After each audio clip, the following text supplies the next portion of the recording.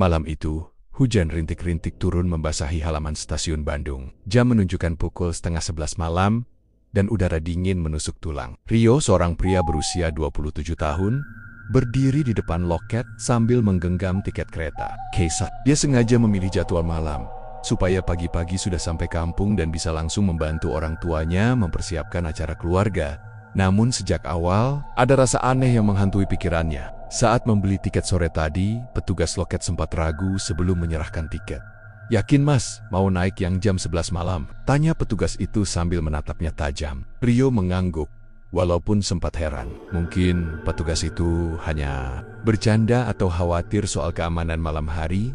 Di ruang tunggu, suasana terasa lengang. Hanya ada beberapa orang yang duduk di kursi panjang, kebanyakan sibuk dengan ponsel atau memeluk tas mereka. Lampu ruang tunggu agak redup, dan dari arah peron terdengar suara gemuruh hujan yang mengenai atap seng. Bau khas stasiun perpaduan antara besi, oli, dan udara lembab tercium kuat. Rio duduk di kursi paling ujung, memandangi layar ponselnya sambil sesekali melirik jam tangan. Perasaan tidak nyaman makin terasa saat pengeras suara berbunyi. Perhatian untuk penumpang kereta, jurusan selatan, kereta akan segera tiba di jalur 3. Mohon bersiap di peron. Dia berdiri dan berjalan menuju peron. Angin malam menyapu wajahnya, dingin dan menusuk. Saat melangkah, dia melihat ke arah jalur 3 yang gelap. Lampu-lampu peron menyala sayup, tapi jalur kereta di depannya terasa seperti masuk ke lorong panjang yang tak berujung. Beberapa menit kemudian, terdengar suara roda besi di kejauhan. Rio menoleh dan mulai melihat cahaya lampu depan kereta. Namun, yang datang membuatnya terhenti di tempat. Kereta itu terlihat sangat tua, catnya pudar dan terkelupas. Beberapa bagian bodi berkarat, dan jendelanya kusam seperti tidak pernah dibersihkan bertahun-tahun. Bahkan suara yang keluar dari roda besinya bukan bunyi biasa, melainkan suara gesekan panjang seperti teriakan. "Waduh, kok keretanya begini?" gumam Rio pelan. Penumpang lain di peron tidak bereaksi aneh. Mereka berdiri diam menunggu. Wajah mereka datar, seperti tidak peduli dengan kondisi kereta. Saat kereta berhenti, pintunya terbuka perlahan dengan bunyi berdecit yang membuat bulu kuduk merinding. Rio masuk ke gerbong nomor 3 sesuai tiket. Begitu melangkah masuk, hawa dingin langsung menyergap. Jauh lebih dingin daripada udara di luar. Lampu di dalam gerbong redup kekuningan. Beberapa bahkan berkedip seperti mau padam. Kursi-kursinya terbuat dari kayu tua dengan bantalan tipis yang sudah robek di beberapa tempat. Bau lembab dan besi tua memenuhi udara. Penumpang yang sudah duduk di dalam tampak diam membisu. Sebagian memandang lurus ke depan, sebagian memejamkan mata. Tidak ada suara obrolan, hanya suara roda besi yang bergesekan pelan di bawah kaki mereka.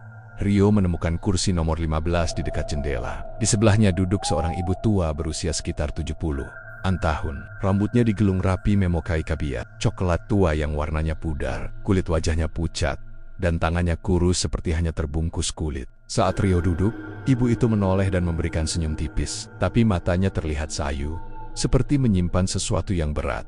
Kereta mulai bergerak perlahan meninggalkan stasiun. Hujan di luar makin deras, dan titik-titik air mengalir di kaca jendela yang kusam. Rio mencoba mengalihkan pikiran dengan menatap keluar, melihat bayangan pepohonan yang berlarian mundur dalam gelap. Tapi jalur selatan malam itu benar-benar sunyi. Tidak ada rumah, tidak ada lampu jalan, hanya hutan dan jurang di sisi rel. Beberapa menit kemudian, kereta melewati jembatan tua yang membentang di atas sungai lebar. Suara roda besi berubah menjadi dentingan berirama yang menggema di udara. Malam saat itu, Rio mulai melihat sesuatu yang membuatnya merinding. Di pinggir jembatan, di antara kabut tipis dan hujan, ada sosok-sosok yang berdiri diam. Awalnya Rio mengira itu patung atau pekerja kereta. Tapi semakin lama dia melihat, semakin jelas wujud mereka. Tubuh pucat, pakaian basah, sebagian wajahnya penuh luka. Beberapa bahkan berdiri di atas pagar jembatan, menatap kereta yang melintas dengan tatapan kosong. Rio menelan ludah. Apa itu? Pikirnya. Dia hampir menempelkan wajah ke jendela untuk melihat lebih jelas. Tiba-tiba, ibu tua di sebelahnya berbisik tanpa menoleh. Suaranya pelan namun tegas, "Nak, jangan lihat keluar jendela terlalu lama, nanti mereka ikut masuk." Rio menoleh kaget, tapi ibu itu tetap memandang lurus ke depan. Kereta terus melaju. Roda besinya kini terdengar seperti teriakan panjang yang melengking, membuat telinga terasa tidak nyaman. Rio mencoba duduk tenang, tapi hawa di dalam gerbong terasa semakin dingin, seperti AC yang diatur ke suhu paling rendah. Padahal tidak ada suara mesin pendingin sama sekali. Dia melirik penumpang lain. Semuanya tetap diam, tanpa ekspresi. Seorang bapek-bopak di kursi seberang duduk kaku. Matanya terbuka lebar tapi pandangannya kosong. Seorang pemuda di ujung gerbong menunduk, tapi kepalanya miring tidak wajar. Seperti lehernya patah, Rio mulai merasa jantungnya berdetak kencang. Ada rasa ingin pindah gerbong, tapi kakinya seakan berat untuk bergerak. Dia menatap ke arah pintu. Antar gerbong yang tertutup rapat, tirai kecil di jendela pintu itu berkibar pelan. Padahal tidak ada angin. Ibu tua di sebelahnya tiba-tiba menarik napas panjang. "Kau baru pertama kali naik kereta ini?" tanyanya pelan. Rio mengangguk pelan. "Iya, Bu. Ini jurusan selatan kan?" Ibu itu tersenyum tipis. "Jurusan selatan, tapi bukan kereta biasa. Kereta tidak selalu muncul. Hanya orang-orang tertentu yang bisa naik." Rio mengerutkan kening. "Maksudnya?" Ibu itu menunduk, tidak menjawab, lalu mengusap ujung jarinya yang dingin.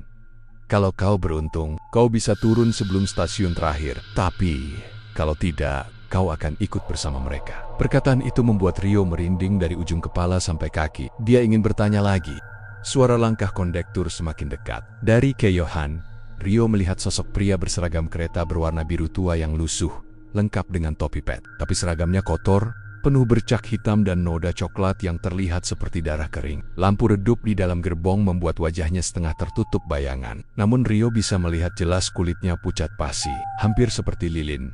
Kondektur itu berjalan pelan, memeriksa setiap penumpang satu persatu. Tangannya yang kurus memegang tiket, matanya menatap setiap penumpang dengan pandangan kosong. Anehnya, tak satu pun penumpang menatap balik. Mereka hanya menyerahkan tiket tanpa suara, lalu kembali menatap lurus ke depan. Saat gilirannya tiba, Rio merasakan hawa dingin menyelimuti tubuhnya. Kondektur itu berdiri di depannya, menunduk sedikit. "Karcisnya." "Nak." Rio dengan tangan gemetar menyerahkan tiket dari saku jaketnya. Kondektur itu mengambilnya, memandangi tiket itu lama sekali. Matanya menyipit, lalu mengangkat pandangan, tepat ke mata Rio. Ada sesuatu di tatapan itu, seperti sedang menilai apakah Rio layak berada di kereta ini. "Hati-hati, perjalanan masih panjang," ucapnya dengan suara berat, hampir seperti gumaman. Setelah berkata begitu, kondektur melangkah pergi. Tapi hawa dingin tetap tertinggal di kursi Rio. Jantungnya berdegup kencang, seakan tubuhnya memberi tanda bahaya. Rio menoleh ke sebelah, ingin bicara lagi dengan ibu tua tadi, tapi kursi itu kosong. Tidak ada siapa-siapa. Bahkan bekas duduk atau barang bawaan pun tidak ada. Padahal baru beberapa detik lalu ibu itu duduk di sana, "Bu," panggil Rio pelan. Tidak ada jawaban. Dia mencoba berdiri, tapi matanya tanpa sengaja menangkap sesuatu yang membuatnya kaku di tempat. Penumpang di kursi seberang seorang bapak tua dengan jas tebal menatap lurus ke arahnya. Mata bapak itu terbuka lebar, namun bola matanya putih semua, tanpa pupil. Kulitnya pucat, dan saat Rio memperhatikan lebih lama, dia menyadari bapak itu tidak bernapas. Rio cepat-cepat memalingkan wajah, tapi pemandangan aneh itu tidak berhenti. Seorang pemuda di ujung gerbong duduk dengan posisi kepala terkulai ke belakang. Lehernya membiru seperti tercekik, namun tubuhnya tetap tegak seolah-olah ada yang menopangnya. Di kursi lain, ada perempuan muda mengenakan gaun merah, rambutnya panjang menutupi wajah. Gaunnya basah kuyup meneteskan air ke lantai, padahal tidak ada hujan di dalam gerbong. Rio mulai gemetar. "Ini apa yang sebenarnya?" pikirnya. Kereta semakin melaju kencang. Suara gesekan roda di rel berubah menjadi pekikan panjang yang menusuk telinga. Bau anyir samar mulai tercium, bercampur dengan aroma besi tua dan udara lembab. Rio memutuskan untuk pindah gerbong. Dia berdiri dan berjalan cepat ke pintu antar gerbong. Tapi begitu membuka pintu itu, hawa dingin menyerbu, dan dari balik jendela kecil di pintu berikutnya, dia melihat lorong gelap penuh asap tipis. Di tengah asap itu, ada bayangan-bayangan hitam bergerak perlahan. Dia memejamkan mata sebentar, mencoba menenangkan diri. "Ini cuma mimpi buruk." "Cuma mimpi buruk," gumamnya. Tapi saat membuka mata, bayangan-bayangan itu semakin jelas. Mereka berbentuk seperti manusia, tapi wajahnya kabur, tubuhnya bergerak aneh, seperti melayang. Rio mundur perlahan, berniat kembali ke kursinya. Namun tiba-tiba terdengar suara bisikan, pelan tapi jelas, memanggil namanya. Rio, ***. Itu datang dari segala arah, membuat bulu kuduknya berdiri. Dia menoleh ke belakang dan hampir berteriak. Semua penumpang di gerbong kini menatap ke arahnya. Tatapan kosong, wajah pucat, sebagian tubuh mereka rusak. Ada yang kepalanya miring tak wajar. Ada yang rahangnya terbuka lebar seperti terlepas dari engsel.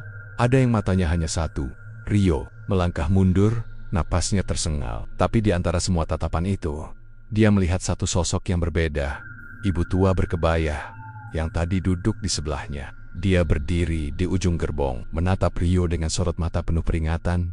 Ibu itu menggerakkan bibirnya pelan, tanpa suara, seperti berkata, "Turun sebelum terlambat." Kereta tiba-tiba bergetar hebat, seolah melewati jalur yang rusak. Lampu di dalam gerbong berkedip-kedip, dan setiap kali lampu padam sepersekian detik, posisi penumpang berubah. Mereka semakin dekat dengan Rio. Jantungnya hampir pecah. Dia membalikkan badan, mendorong pintu antar gerbong, dan berlari ke arah lorong berasap itu. Suara langkahnya bergema di lantai besi, bercampur dengan teriakan samar yang entah berasal dari penumpang atau dari dalam kepalanya sendiri di balik asap. Lorong terasa lebih panjang dari seharusnya, seperti tidak berujung. Bayangan-bayangan hitam itu kini mengikutinya dari belakang, berbisik-bisik, "Ikut kami, ikut kami." Rio berlari sekuat tenaga, tapi tidak peduli seberapa jauh dia berlari, pintu ke gerbong berikutnya tidak pernah semakin dekat. Nafasnya berat, dadanya sakit, dan kakinya mulai lemas. Hingga tiba-tiba, dia merasa ada tangan dingin seperti es mencengkeram bahunya. Rio menoleh kondektur berdiri di belakangnya. Wajahnya kini berbeda.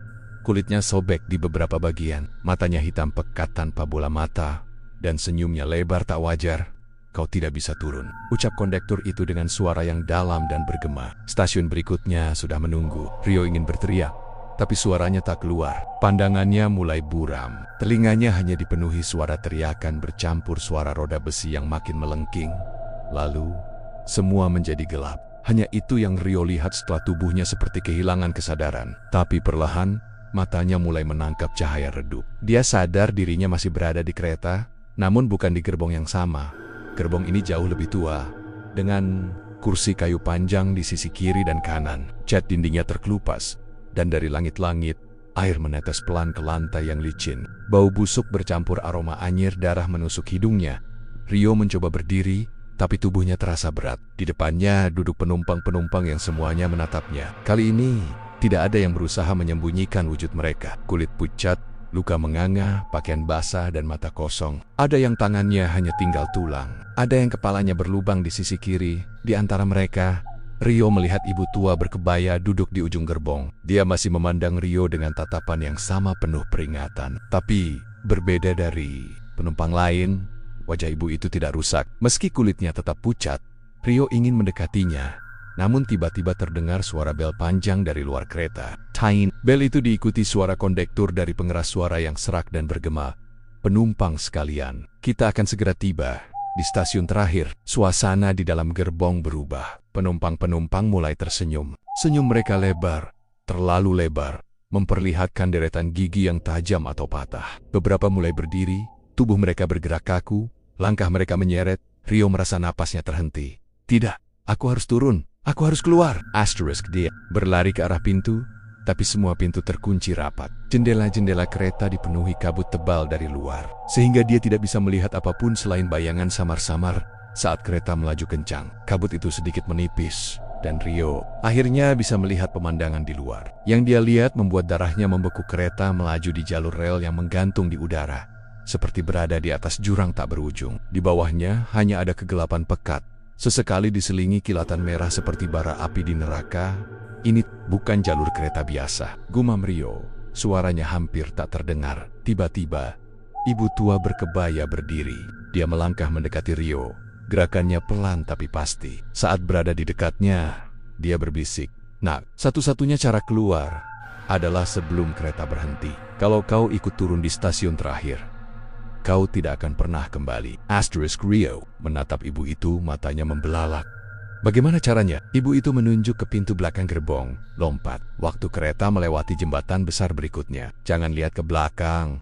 Rio mengangguk cepat, meski tubuhnya gemetar. Dia berbalik menuju pintu belakang, melewati penumpang-penumpang yang kini menatapnya dengan tatapan lapar sikan mereka. Tahu dia akan mencoba kabur. Kereta mulai memasuki sebuah jembatan. Suara besi bergetar keras di bawah kaki, bercampur dengan deru angin yang kencang. Dari celah jendela, Rio bisa melihat jembatan itu membentang panjang di atas kabut tebal. Dia memegang gagang pintu erat-erat. Namun sebelum dia bisa membukanya, terdengar suara berat dari belakangnya. "Kau pikir bisa kabur?" Rio menoleh. Kondektur berdiri di sana. Wajahnya kini jauh lebih mengerikan, kulitnya terkelupas. Matanya hitam pekat, mulutnya robek hingga ke telinga. Tangan kondektur itu mencengkeram pundak Rio dengan kekuatan yang membuat tulangnya hampir retak. Rio berteriak, berusaha melepaskan diri. Dia menginjak kaki kondektur dan mendorongnya sekuat tenaga. Momen itu cukup membuat cengkeraman terlepas. Tanpa pikir panjang, Rio membuka pintu dan melompat.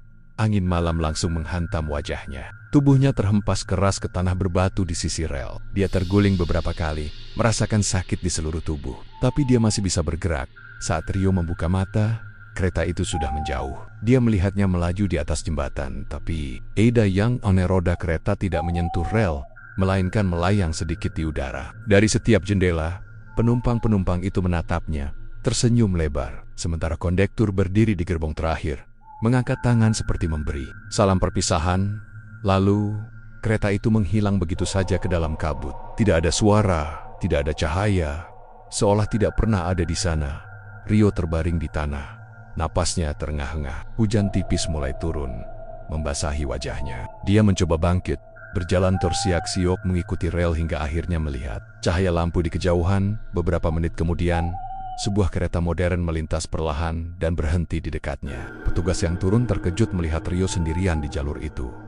"Mas, astaga, gimana bisa ada di sini? Jalur selatan ini kosong sejak jam 9 malam tadi." Rio hanya menggeleng, masih terlalu lelah untuk menjelaskan. Petugas itu membawanya naik ke kereta dan memberinya minuman hangat. Saat mereka tiba di stasiun terdekat, seorang petugas senior mendengar cerita Rio dan hanya menghela napas. "Kalau kamu melihat kereta itu, berarti kamu sedang diberi kesempatan kedua. Banyak yang gak pernah kembali kalau sudah ikut naik," ucapnya pelan. Sejak malam itu, Rio tidak pernah lagi naik kereta malam, apalagi jalur selatan. Tapi di dalam hati, dia tahu suatu saat kereta itu akan kembali mencarinya. Karena setiap kali dia melewati jalur selatan dengan bus atau mobil, di kejauhan, dia selalu merasa ada kereta tua yang melaju sejajar dengan penumpang-penumpang pucat yang menatapnya dari balik jendela berkabut.